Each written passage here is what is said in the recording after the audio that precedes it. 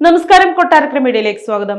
മലയാള cinema ഇൻഡസ്ട്രിയിൽ ഒരു പുതിയ ചരിത്രം സൃഷ്ടിച്ചിരിക്കുകയാണ് ദുൽഖർ സൽമാൻ നിർമ്മിച്ച ലോക എന്ന ചിത്രം. ആഗോളതലത്തിൽ 300 കോടിയിലധികം രൂപയാണ് ഇതുവരെ ചിത്രം നേടിയത്. ദുൽഖർ തന്നെയാണ് ഈ വിവരം ഔദ്യോഗികമായി അറിയിച്ചത്. കൂടാതെ നിരവധി റെക്കോർഡുകൾ തകർത്തുകൊണ്ടാണ് ഈ സിനിമ മുന്നേറിക്കൊണ്ടിരിക്കുന്നത്. കേരളത്തിൽ നിന്നും 41 ദിവസങ്ങൾ കൊണ്ട് ഏറ്റവും കൂടുതൽ കളക്ഷൻ നേടിയ ചിത്രമായി മാറി ലോക. മഞ്ഞുമൽ ബോയ്സ്, എമ്പുരാൻ എന്നീ ചിത്രങ്ങളുടെ എല്ലാ റെക്കോർഡുകളും തകർത്താണ് ലോക ഈ നേട്ടം കൈവരിച്ചിരിക്കുന്നത്.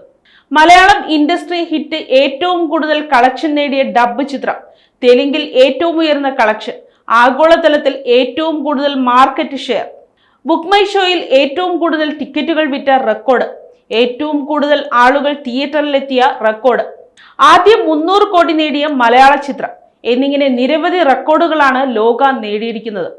കേരളത്തിൽ ഏറ്റവും കൂടുതൽ ആളുകൾ തിയേറ്ററിൽ കണ്ട 4ാമത്തെ സിനിമയായി മാറിയിരിക്കുകയാണ് ലോക.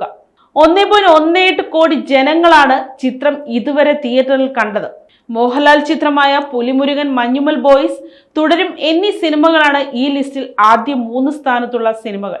ഇതോടൊപ്പം മഞ്ഞുമൽ ബോയ്സിന് ശേഷം തമിഴ്നാട്ടിൽ നിന്നും 10 കോടി ഷെയറിന് മുകളിൽ നേടുന്ന ഒരു മലയാള സിനിമയായി മാറിയിരിക്കുകയാണ് ലോക. 5 ഭാഗങ്ങളുള്ള ഒരു വമ്പൻ ഫാന്റസി സിനിമാറ്റിക് യൂണിവേഴ്സിലെ ആദ്യ ഭാഗമാണ് ലോക ചാപ്റ്റർ 1 ചന്ദ്ര. ചിത്രത്തിൽ ചന്തു സലിം കുമാർ, അരുൺ കുര്യൻ, ശരത് സഭ, നിഷാന്ത് സാഗർ, വിജയരാഘവൻ എന്നിവരും പ്രധാന വേഷങ്ങളിൽ എത്തിയിരുന്നു.